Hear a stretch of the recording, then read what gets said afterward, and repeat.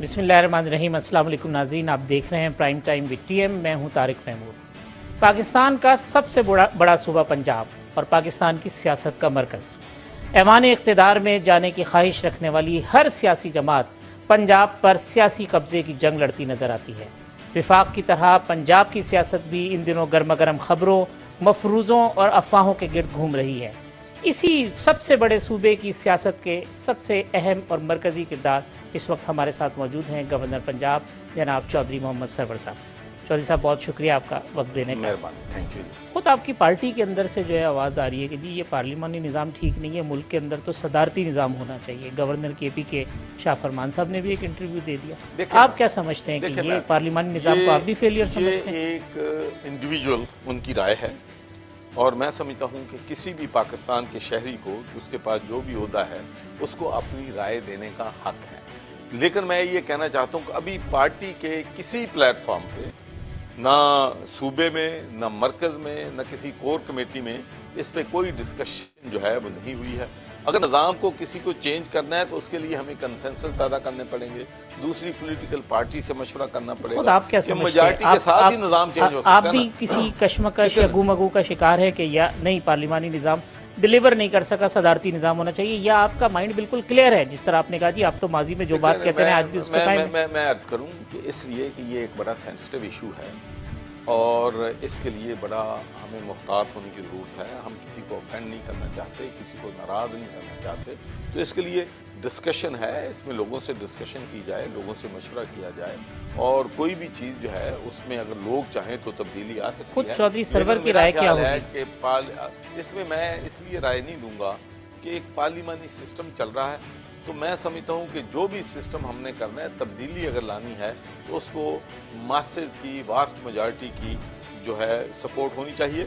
लेकिन असल इशू ये है, मैं कहता हूँ जो चैलेंजेस है, पहले हम देखें ना, ये सोसाइटी फ्रेगमेंटेड है, ये सोसाइटी डिवाइडेड है, पॉलिटिकल पार्टीज के अंदर लोग डिवाइडेड हैं, पॉलिटिकल पार्टीज की बुनियाद पर डिवाइडेड है, बरादरी की बुनियाद पर डिवाइडेड है, रिलीजियस सेक्स की वजह से डिवाइडेड है। तो मैं कहता हूँ ये तवज्जो हटाने के लिए इस किस्म की बातें होती हैं। चैलेंजेस जो है हमें उनको देखना है। हमें देखना है कि लोग के पास पीने का साफ पानी नहीं है, लोगों के पास अगर बीमार हो जाए, हमारे मुल्क में कितने लोग हैं जो बेचारे मेडिसिन लेना नहीं अफोर्ड कर सकते, जो डॉक्टर की फ़ी नहीं दे सकते, जो ऑपरेशन नहीं करवा सकते और मौत की आगोश में चले जाते हैं। जब नून लीग में गवर्नर बने, जब आपने गवर्नरशिप छोड़ी, तो आपने कहा कि मैं जब ओवरसीज़ पाकिस्तानियों की तरफ जाता हूँ लोग मुझसे पूछते हैं और कहते हैं कि जी आपने क्या किया। अभी भी आप दौरा करके आए हैं बाहर। मैं गया हूँ वहाँ पर, मेरा ख्याल है कि जिस मैं पाकिस्तानी से मिला हूँ, हर दूसरे पाकिस्तानी ने मुझे अपनी दुख भरी दास्तान सुनाई है। किसी के घर पे कब्जा हो गया है, किसी की ज़मीन पे कब्जा हो गया है, किसी की इंडस्ट्री पे कब्जा हो गया है और कोई पुरसाने हाल नहीं है। इसी बात पे आपने गवर्नरशिप छोड़ी थी और फिर 8 माह के बाद भी देखिए, मैं दो लोग सवाल जो पूछते हैं तो आपके पास क्या जवाब? मेरा फोकस जो था दो चीज़ों में था। जाहिर है कि गवर्नर का काम हेल्थ को ठीक करना, एजुकेशन को ठीक करना, लॉ एंड ऑर्डर को ठीक करना गवर्नर का काम है। गवर्नर चीफ मिनिस्टर को एडवाइस दे सकता है, लेकिन फैसले जो हैं चीफ मिनिस्टर का है। लेकिन चूँकि पानी के बारे में मेरा पैशन था, मैं दिल दुखता था मेरा कि लोग मर रहे हैं, बेचारे गरीब लोग हैं, पानी अफोर्ड नहीं कर सकते, पानों में कीड़े हैं, गंदा पानी है, बंदा जानवर नहीं वो पानी पी सकते जो पानी इंसान पी। हमने लाहौर में इलेक्शन के दरमियान पानी निकाल के लिखाया कि कोई MNA MP नहीं का पी के दिखाया। मुझे अच्छी तरह याद है, आपने गवर्नर हाउस में बनाया था, हमें विजिट करवाया। तो एक पीने का पानी, और अल्लाह का शुक्र है कि प्राइम मिनिस्टर साहब ने मुझ पर एतमाद किया और उन्होंने कहा कि ठीक है जी, आप पानी के इशू को लीड करें। अब सवाल ये पैदा होता है कि अगर हमने लोकल गवर्नमेंट को मजबूत किया होता, अगर हमने पावर को निचली सतह पे मुंतकिल किया होता, तो फिर ये पानी के मसले जो हैं वो लोकल गवर्नमेंट उन फिल्ट्रेशन प्लांट को जहाँ लगाते भी और संभाल भी लेते और उनको चला। लेकिन लोकल गवर्नमेंट का सिस्टम नहीं बना है, उनको एम्पावर नहीं किया गया है, उनके पास कैपेसिटी नहीं है, उनके पास नॉलेज नहीं है। तो मेरा जो अल्टीमेट गोल है, मेरा गोल ये है कि मैं नई ऑर्गेनाइजेशन बनाने के हक में नहीं हूँ। मैं समझता हूं कि जो हमारे पास अदारे हैं हमें उन्हें एम्पावर करना है, उन्हीं से काम लेना। इसी तरीके से ओवरसीज पाकिस्तानी की बात की है, ये दुरुस्त बात है कि 8 महीनों में अभी तक हम उनकी एक्सपेक्टेशन पे, उनकी उम्मीदों पे पूरा नहीं उतरे हैं। लेकिन मैं आपको यकीन दिलाता हूँ कि मेरी चीफ मिनिस्टर साहब से आज भी इस इशू पे बात हुई है, मेरी उन दूसरे मिनिस्टर से बात हुई है, मेरी जुडिशरी के लोगों से भी बात हुई है कि हमने कोई निज़ाम ऐसा हमें बनाना पड़ेगा। और मैं आपको ये बात कहना चाहता हूँ, बिल्कुल मैं ईमानदारी से आपको कहता हूँ कि अगर हम ओवरसीज़ पाकिस्तानियों के जो मसाइल हैं, जो हमें $20 बिलियन सालाना भेजते हैं, अगर उनको कब्ज़ा माफिया से निजात दिला दें तो इस मुल्क में किसी मुल्क से हमें ना भीख मांगने की ज़रूरत है, ना लोन लेने की ज़रूरत है। वो लोग यहाँ पर इतने इन्वेस्ट करेंगे कि हमारी खुशहाली आ जाएगी, प्रॉस्पेरिटी आ जाएगी, जॉब की।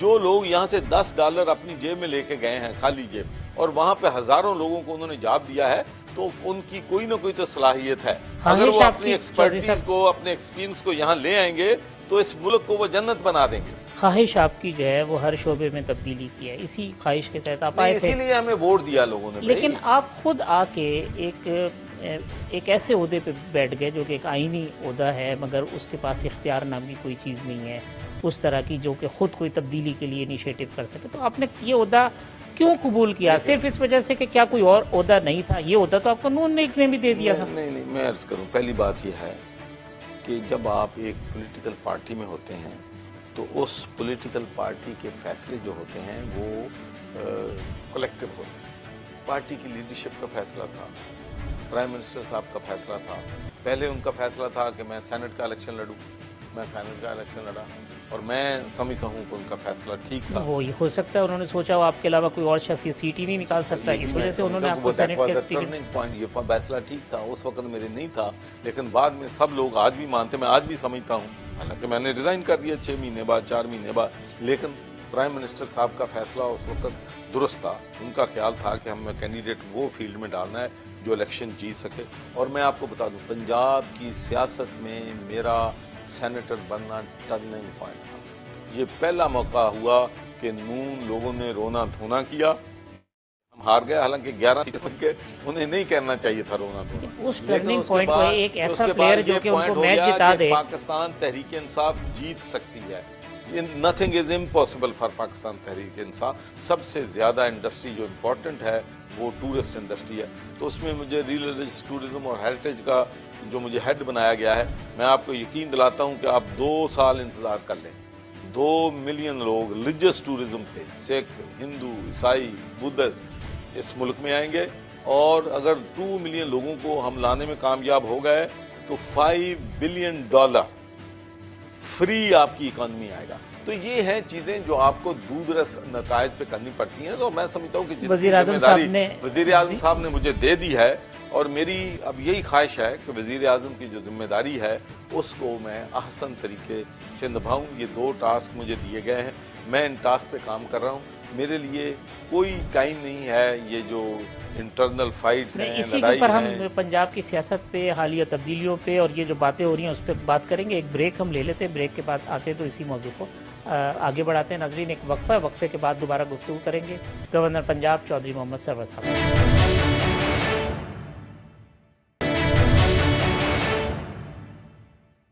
वेलकम बैक नाजरीन, गुफ्तगू कर रहे थे चौधरी मोहम्मद सरवर गवर्नर पंजाब साहब से। चौधरी सरवर साहब, ये हालिया जो तब्दीलियाँ हुई काबीना के अंदर, वज़ीर आज़म आप मुल्क से बाहर थे, कनाडा और अमेरिका के दौरे पे थे, वज़ीर आज़म साहब ने कोई मशावरत की, आपसे कोई गुफ्तगू की है इस हवाले से? कोई इससे पहले आपके जाने से पहले कोई डिस्कशन हुई हो तब्दीलियों के हवाले से? देखिए, बात यह है कि मैं सूबे में हूँ और मैं 2 हफ्ते मुल्क से बाहर था, और मेरे बाद ये सारी तब्दीलियाँ हुई हैं। मेरे साथ किसी किस्म की कोई डिस्कशन जो है वो नहीं हुई है। मैं हॉलीडेज पे नहीं गया था जी, वो हम देखते रहे, मैं छुट्टियाँ मनाने के लिए नहीं गया था। मैं जहाँ कर पाकिस्तान का जो नज़रिया है, पाकिस्तान का केस जो है इंटरनेशनल फोरम पे, अमेरिका के फोरम पे बेस्ट एबिलिटी के साथ वो मैं अपना पेश करके आया हूँ। और पाकिस्तान के बारे में बड़ी खुशी की बात है कि अब वहाँ पर जो इमरान खान की जो क्रेडिबिलिटी है, दैट इज़ पेइंग डिविडेंड। लोग कह रहे हैं, देखें, ये पहली दफ़ा हुआ है पाकिस्तान की तारीख में कि हमेशा हम हक पे होते थे, इंडिया गलत होता था, लेकिन बाहर इंडिया की बात मानी जाती थी, हमारी नहीं मानी जाती। पहली दफ़ा हुआ है कि पूरी दुनिया कह रही है कि पाकिस्तान ठीक कह रहा है, इंडिया झूठ बोल रहा है। और मैं समझता हूँ कि ये अगर इमरान खान की जो है अचीवमेंट नहीं है या शाह महमूद कुरैशी की अचीवमेंट नहीं है, तो फिर मैं समझता हूँ कि बड़ी ज्यादती। मैं बाहर से आ रहा हूँ, पहला तो न्यूज़ दी थी कि प्राइम मिनिस्टर साहब ने इसको बुला लिया जी। तो कहते हैं जी पहले आप बुलाया फिर मुलाकात नहीं हुई सुनो आपकी ना, उनसे। पहले यही मैं अर्ज करता हूँ कि ये थे, यहाँ एक कंट्राडिक्शन आ गई। एक तो कहते हैं कि इमरजेंसी मीटिंग के लिए दौरे से शाह करके बुला लिया, ऐसा नहीं था, वज़ीर आज़म ने नहीं बुलाया। मेरी पहले सुन लेना बात। फिर कहते हैं जी मिलने से इनकार कर दिया। जी। भाई अगर या तो उन्होंने बुलाया नहीं, अगर बुलाया है तो मिलने से उन्होंने क्यों इनकार करना है? पहली बात भी झूठ, दूसरी भी झूठ, कोई इशू नहीं है। लेकिन क्योंकि फिर ये हुआ कि वज़ीर आज़म साहब नाराज हैं चौधरी सरवर साहब से, और ये भी झूठ है। नईमुल हक साहब से मुलाकात हुई और नाराजगी उनके थ्रू कोई कम्युनिकेट कर दी। नाराजगी नईमुल हक से पूछ लें कि कोई नाराजगी नहीं हुई, बल्कि नईमुल हक साहब जो है अपना जो है उन्होंने जो है अपना जो वाटर बिल है उसके बारे में उनसे बात हुई। उन्होंने चौधरी परवेज लाई साहब ने बड़ी मेहरबानी की है। उन्होंने जो है वो कहते थे हमारी चौधरियों से लड़ाई है, वाटर बिल जो है वो उन्होंने भेज दिया है, वो मंजूर हो गया। कहते हैं चौधरी तो कहते हैं ये तो या तो चौधरी सरवर रहेंगे या हम चौधरी रहेंगे, एक बयान में दो चौधरी रह नहीं ऐसी बात ही नहीं है। मेरी चौधरी परवेज अलाई से आज फोन पे बात हुई है, मेरी मुन्नस अलाई से बात होती है, मेरे 20-25 साल से उन लोगों के साथ ताल्लुकात हैं।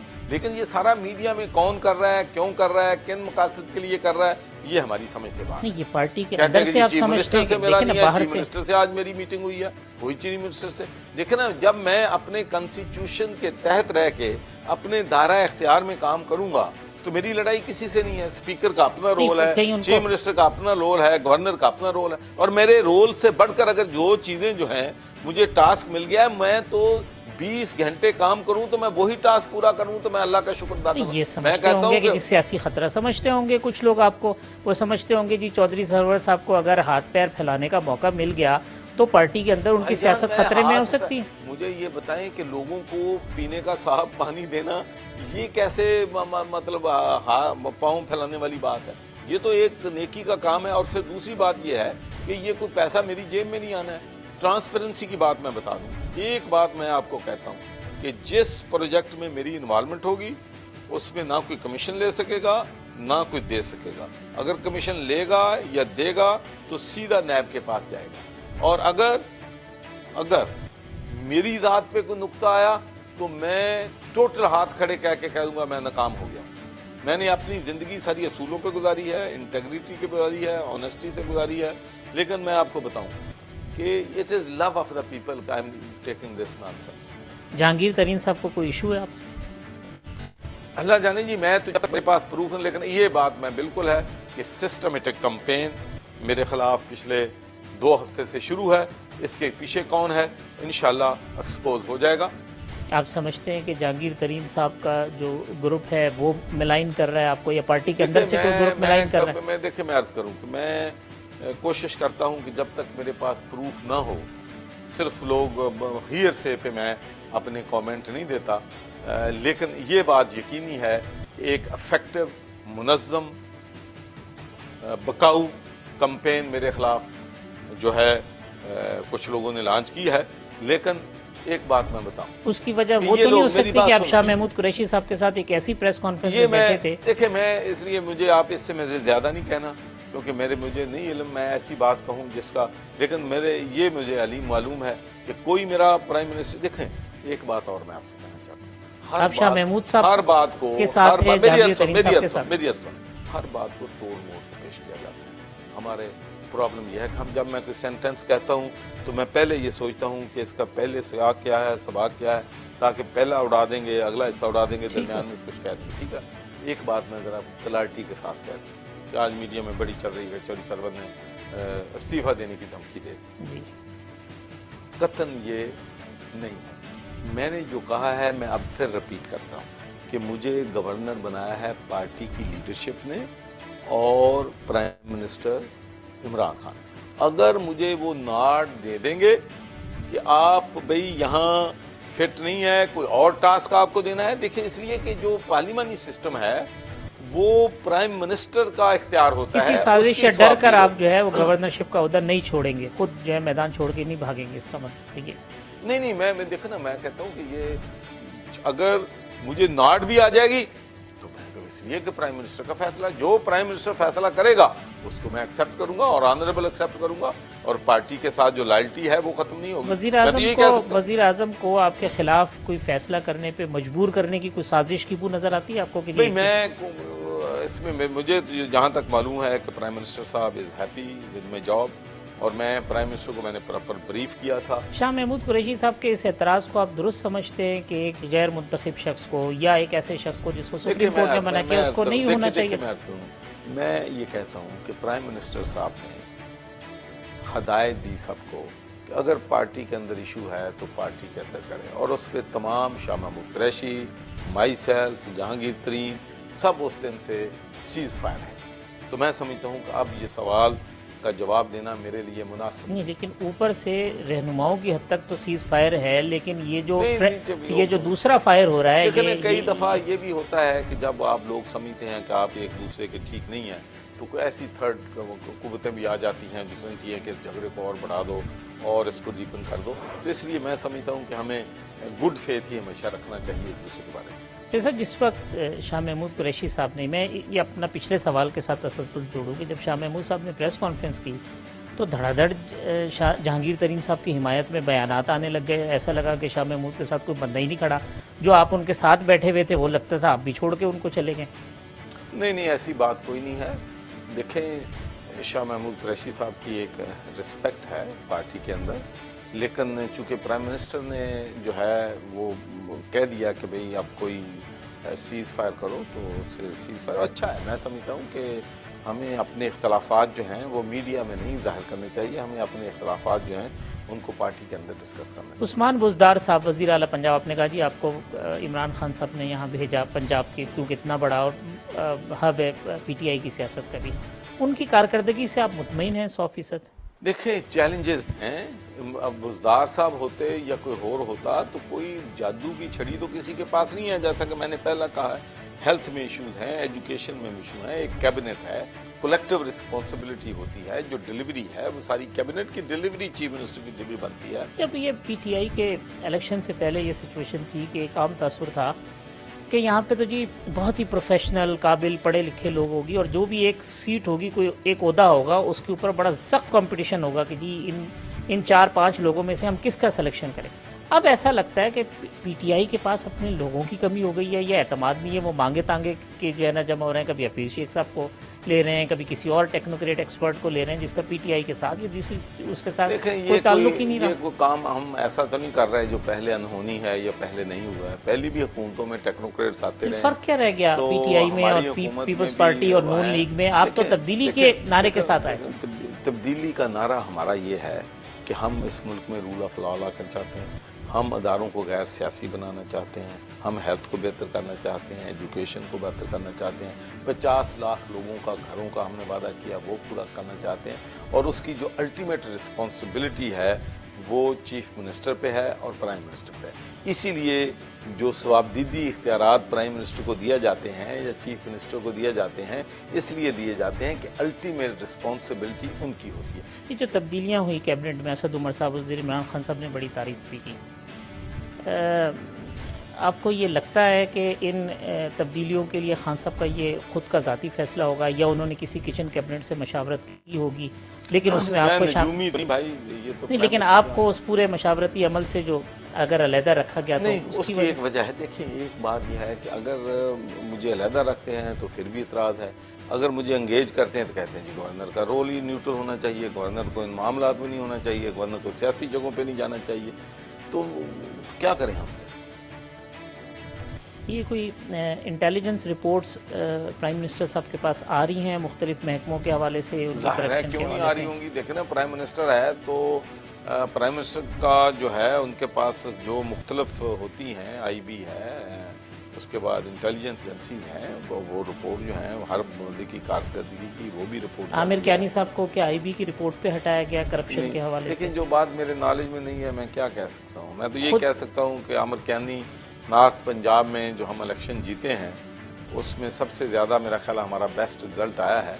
आमिर कियानी की बड़ी जो है वो नॉर्थ पंजाब जीतने में उसका बड़ा कंट्रीब्यूशन है, क्या हुआ है क्या नहीं हुआ है, जिस चीज़ से मैं वाकिफ नहीं वो मैं नहीं तो कह कहते जी मुझे क्यों निकाला, कैबिनेट का डिसीजन था, सुप्रीम कोर्ट का डिसीजन था, डॉलर की कीमत जो है वो कहीं से कहीं हो गई थी।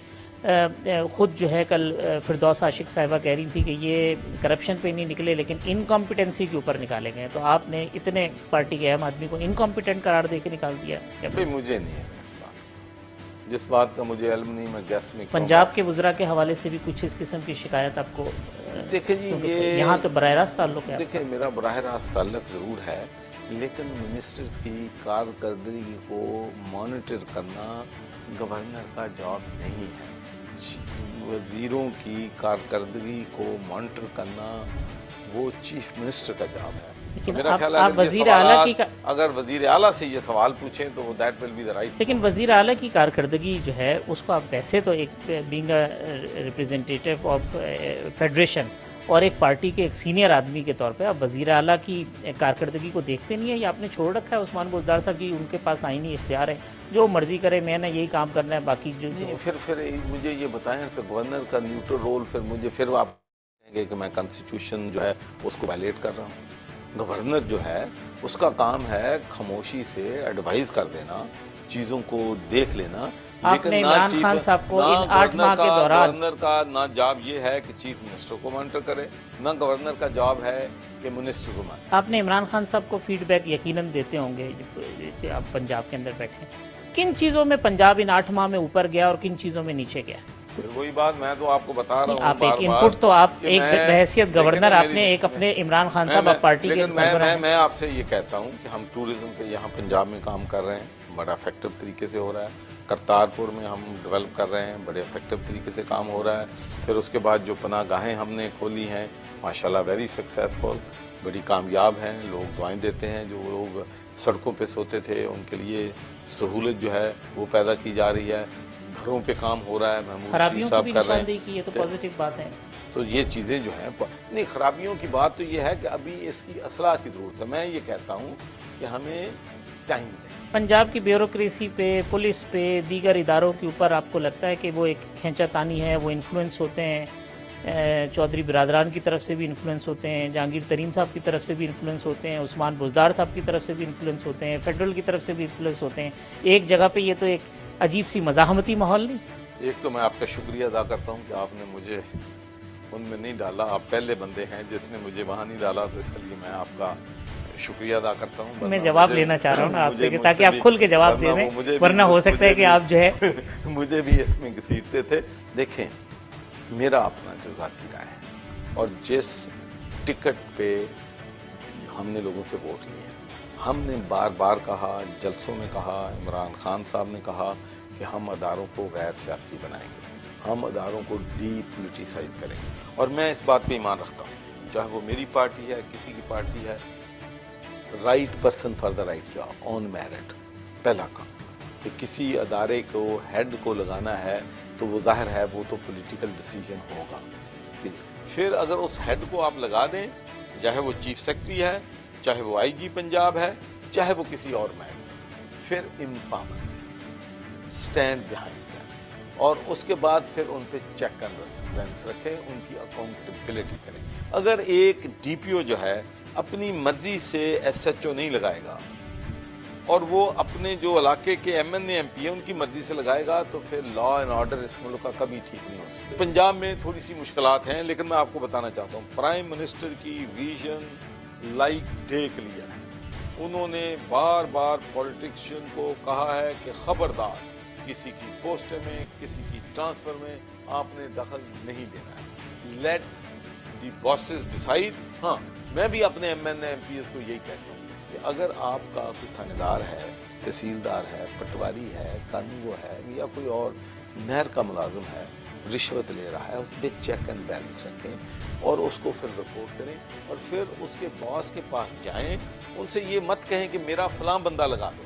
उनसे कहें कि भाई ये बंदा करप्ट है, इसकी जगह एक ईमानदार आदमी लगा। ये आप रोक रहे थे एमएनएस को, एमपीएस को, इसी वजह से आपका नाम लेना शुरू कर दिया खुद ही कि जी चौधरी साहब तो खुद इन्वॉल्व हैं, वो लोगों को कहते हैं जी इसको इधर कर दो, इसको उधर कर दो। नहीं, ये कैसे कहा आप? ये जो तारिक बशीर चीमा साहब की एक वीडियो लीक हुई, वो अभी तक लोग जो है नहीं, उसका वो जिक्र देखे करते ना, हैं बात कि जी ये है कि वो एक प्राइवेट महफिल थी, प्राइवेट महफिल में ये ऐसे दिल की बात उस ऐसे प्राइवेट महफिल में नहीं, सामने आ प्राइवेट गई। महफिल में और भी बातें हो जाती हैं, लेकिन मैं अर्ज करूं कि अमजद सलीमी साहब थे यहाँ, आप उनसे पूछ लें कि कितने लोग जो हैं हमने डीपीओ या किसी को लगवाया है।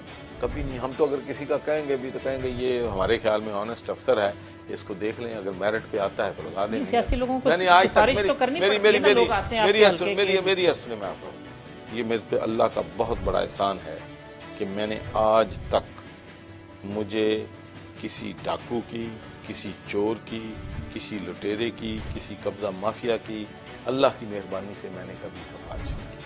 अगर मैंने सिफारिश की है तो मजलूम की सिफारिश की है, जिसके साथ ज्यादती है उसकी सिफारिश की है। और मैं अगर किसी अफसर को फ़ोन करता हूं, जो कि मैं करता हूं, मैं अफसर से फ़ोन करने नहीं घबराता कि भाई ये बंदा मेरे पास आया है, इसका फैसला मेरिट पे कर, इंसाफ के तकाज़ों को पूरा कर, ये मेरी सिफारिश। नहीं, सिफारिश करते हैं लेकिन अफसर की सवाबदीद पे छोड़ देते हैं। फिर नहीं, फिर फैसला तो उसने करना है ना, उसने जजमेंट करनी है कि ये बंदी की शिकायत जायज़ है, नहीं जायज़ है, गलत है, सही है, ये तो जजमेंट उसकी है। तो ऐसा एक ब्रेक ले लेते हैं, ब्रेक के बाद फिर प्रोग्राम के आखिरी हिस्से में इसी सारी गुफ्तगू को कंक्लूड करेंगे। चौधरी सरवर साहब से दिलचस्प गुफ्तगू जारी है, बहुत खुलकर बात कर रहे हैं और बहुत सी दिल की बातें जो है चौधरी साहब ने आज अपने इंटरव्यू में कही है। मुख्तसर सा वक्फा, उसके बाद दोबारा हाजिर।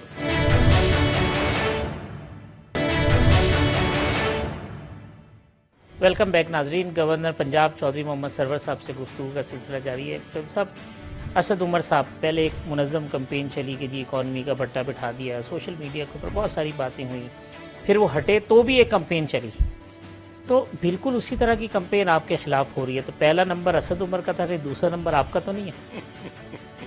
देखिए, बात ये है कि असद उमर साहब की पार्टी के लिए बड़ी कंट्रीब्यूशन है। मैं ये कहता हूँ कि अगर मसलन मैं गवर्नर हूँ, पार्टी की लीडरशिप का फैसला था और प्राइम मिनिस्टर का फैसला था, तो अगर मुझसे नाखुश है कोई, तो मुझे खामोशी से बुला के कहा जा सकता है, बाइज्जत तरीके से। तो हमने अड़ना तो नहीं है, प्राइम मिनिस्टर का फैसला जब तक वो चाहेंगे।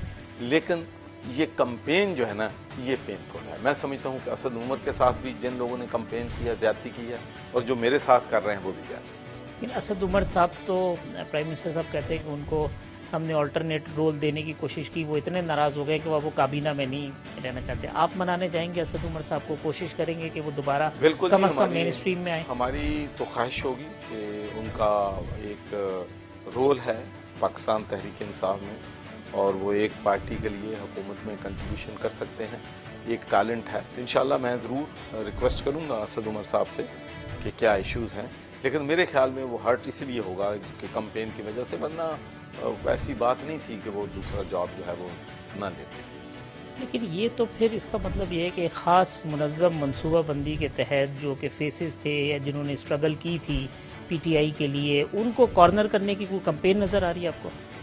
देखिए जी, मैं कोई क्या कह सकता हूँ, लेकिन मैं ये कह सकता हूँ कि इसको जहांगीर तरीन साहब ने भी कंडेम किया है, तो मैं तो यही कह सकता हूँ कि जो भी जब सब कुछ हो जाए और जब सारी बातें हो जाए, सोशल मीडिया पे सब चर्चा हो जाए, उसके बाद मैं कहता हूँ कि हमें एक दूसरे की रिस्पेक्ट करनी चाहिए। फैसले कारकर्दगी पे होने हैं, प्राइम मिनिस्टर ने करने हैं, और प्राइम मिनिस्टर को फैसले हम करने दें, हम इसमें इन्वॉल्वमेंट ना करें, और हम पार्टी को स्ट्रेंथन करें, आपस के इख्तलाफात बुलाएं। और मैं अपनी ज़ाती तौर पे आपको ईमानदारी प्राइम मिनिस्टर जहांगीर तरीन के मुझे जो है आज से 4 साल पहले, 3 साल पहले मैं अपना टेम्पर लूज कर लेता था, गुस्सा मुझे आ जाता। अब तो मैंने अपना गुस्सा मार दिया है। अब तो मुझे कोई गाली निकाले, फिर गलत आपको, फिर आपके बारे में जजमेंट, आपके बारे में गलत जजमेंट हो रही है कि जी आप गुस्से में आ जाएंगे और कुछ कर बैठेंगे। जी, मेरा ख्याल है यही है, उनका मकसद यही है। तो उनका ख्याल है कि इनको 2 दफा छेड़ेंगे तो ये कहेगा कि लॉ में। जहांगीर तरीन साहब के इतने अंडर इन्फ्लुएंस क्यों नजर आते हैं इमरान खान साहब, और ये एक तासुर क्यों है कि पार्टी को वही चला रहे हैं, सब कुछ उनकी मर्जी से होता है, ऐसा इंप्रेशन क्यों है? प्राइम मिनिस्टर को कोई भी अपना पॉइंट ऑफ व्यू तो दे सकता है ना। मैं अपना point of view Imran Khan साहब के पास जाकर दे सकता हूँ, शाह महमूद कुरैशी साहब अपना दे सकते हैं, दूसरे पार्टी के लीडर अपना दे सकते हैं, तो final decision are prime minister. Imran Khan के सामने कोई अच्छा बनने की जंग है लोगों के दरमियान कि यार किसी दूसरे को जो है वो टांग खींचो, गिराओ और किसी तरीके से खुद सामने आ जाओ, बता दो, या फिर ये जो लोग कहते हैं कि जी तहरीक इंसाफ के ऊपर जो फाइनेंशियल बड़े हैं उनका कुछ ज़्यादा असर है, जो पैसे वाले हैं उनकी ज़्यादा सुनी जाती है और बाकी लोगों की सुनी नहीं जाती। देखिए, मैं अर्ज करूं कि असद उमर फाइनेंस वाला नहीं था। मैं फाइनेंस पार्टी को इतना जितना कर सकता था नहीं किया। शाह महमूद कुरैशी साहब पार्टी को फाइनेंस नहीं करते, तो मैं समझता हूं कि हमारी वॉइस भी प्राइम मिनिस्टर के साथ उतनी है, हमारी भी इतनी इज्जत करती हैं जितनी दूसरों की। आपने एक गुज़िश्ता दिनों बयान दिया कि मैं जो है वो आलू चने तो नहीं बेच रहा, तो इसका पस मंज़र क्या है? कि मतलब आप खुद अपने आप को बेख्तियार समझ रहे थे जो आपने कहा मैं आलू चने नहीं बेच रहा? नहीं, मैं ये कह रहा था कि वो जो इंटरव्यू साहब ले रहे थे वो तो समझ रहे थे कि प्राइम मिनिस्टर भी कोई इख्तियार नहीं, प्राइम मिनिस्टर का, चीफ मिनिस्टर का भी कोई इख्तियार नहीं है, हम भी बेबस हैं, सब पार्टी बेबस है, एक बंदा जो है वो निज़ाम इस मुल्क का चला रहा है। तो मैंने उसको कंट्राडिक्ट किया कि ऐसी बात नहीं है, हम लोग जो हैं पार्टी में, हमारी भी से है, हमारी भी रिस्पेक्ट है, हमारी भी सुनी जाती है, और हम यहाँ पर आलू चने नहीं बेचने के लिए आए, हम पार्टी के लिए अपना किरदार अदा करने के लिए आए हैं। चौधरी बरादरान से सुलह हो गई, अब आपकी कोई नाराजगी नहीं है भाई पहले तो बात यह है कि चौधरी बरादरान से मेरी नाराजगी कब थी? असल इशू ये हुआ कि वहाँ पर बिल एक असम्बली ने पास किया, असम्बली के बिल के पास होने के बाद 4-5 हफ्ते हो गए, वो बिल नहीं आया। मेरा ख्याल है कि उनकी ये रिजर्वेशन थी कि क्या कानूनी तौर पे गवर्नर जो है वो पैटर्न चीफ किसी जो है कमेटी का या बोर्ड का बन सकता है, लेकिन अब वो बिल जो है वो प्राइम मिनिस्टर साहब, अपने स्पीकर साहब ने वो भिजवा दिया है और इंशाल्लाह वो बिल पास हो जाएगा। चौधरी परवेज इलाही साहब, काम चलाना है। चौधरी परवेज इलाही साहब वजारत आला की दौड़ में अगर आते हैं तो चौधरी सरवर कहीं उनकी मुखालफत तो नहीं करेंगे, उनकी राह में रुकावट तो नहीं बनेगी? देखिए, पहली बात यह है कि चीफ मिनिस्टर जो है पाकिस्तान तहरीक इंसाफ की पंजाब में मेजॉरिटी है, ठीक है, लेकिन मैं आपको एक बात, जो भी फैसला इमरान खान करेगा मैं उसको बैक करूंगा। मेजॉरिटी सरेंडर करने का कोई इम्कान है? क्योंकि आपकी हुकूमत तो जो है वो बैसाखी के सारे खड़ी हुई है, इररेलेवेंट चीज की तरफ लेके जा रहे हैं। नहीं, मैं इस वजह से आपको बात कर रहा हूँ क्योंकि ये जबानें कभी चौधरी निसार की आवाज आती है, कभी परवेज इलाही साहब की आवाज आती है। चौधरी ने कब कहा है मैंने चीफ मिनिस्टर बनना है? ये भी सारी हवाई बातें हैं, प्रेस की बातें हैं। मैंने तो नहीं कभी सुना कि उनका बयान आया हो कि मैं चीफ मिनिस्टर बनना चाहता हूँ। तो ये सारी मीडिया में फैलाई हुई चीज़ें हैं, कोई ऐसी मुझे तो किसी जगह से नहीं, किसी को रिलायबल सोर्स से पता लगा कि चौधरी परवेज इलाही साहब जो हैं चीफ मिनिस्टर बनना चाहते, वो हमारे इत्तेहादी हैं। चौधरी निसार साहब 8 माह हो गए हैं, इलेक्ट हुए हैं, असम्बली में नहीं आते, हलफ नहीं उन्होंने उठाया। उस हलके के लोगों का कसूर क्या है कि एक आदमी जिसको उन्होंने वोट दिया असम्बली में पहुंचाया, वो आदमी असम्बली में आता ही नहीं है? पता चला था कि वो हलफ उठा रहे हैं, मैंने तो कहा अच्छी बात है, हलफ उठाएं, अपने इलाके के लोगों को रिप्रेजेंट करें। बाकी उन्होंने पीटीआई में आना है, नहीं आना है, लेना है, नहीं लेना है, ये प्राइम मिनिस्टर ने फैसला करना। कोई बैकडोर राब्ते चौधरी निसार से आपको नजर आते हैं? उस पूरे एक्सेप्टेंस कितनी है चौधरी निसार की? मेरे पीटीआई में चौधरी निसार की एक्सेप्टेंस आपकी? ये वो फैसला है जो कि पार्टी की लीडरशिप करेगी। अपोजिशन के साथ आप पॉइंट ऑफ नो रिटर्न पर खड़े हैं या आप चाहते हैं कि मामला जो है कोई ऐसी मफाहमत हो? मैं जरा क्लियर कर दूं, ये जो एक तासर पैदा किया जा रहा है प्राइम मिनिस्टर के बारे में और तहरीक इंसाफ के बारे में कि हम सोलो हैं, हम किसी से बात नहीं करना चाहते, हम जमहूरी कुत्तों को साथ नहीं लेके चलना चाहते, ऐसी कतन कोई बात नहीं। इमरान खान का एक फोकस है और उस पर वो कंप्रोमाइज़ करने के लिए तैयार है कि करप्शन जो है जिसने भी की, चाहे वो पीटीआई है, चाहे वो पीपल्स पार्टी है, उनका एहतसाब होना चाहिए। चौधरी सरवर के खिलाफ पार्टी के अंदर साजिश करने वालों के लिए क्या पैगाम है? मैं तो सिर्फ एक ही बात कहना चाहता हूँ कि पाकिस्तान तहरीक इंसाफ को पाकिस्तान के अवाम ने ट्रस्ट किया है, हमसे बड़ी उम्मीदें वाबस्ता रखी हैं और हमें अपनी सफ़ों में इत्तेहाद रखना चाहिए।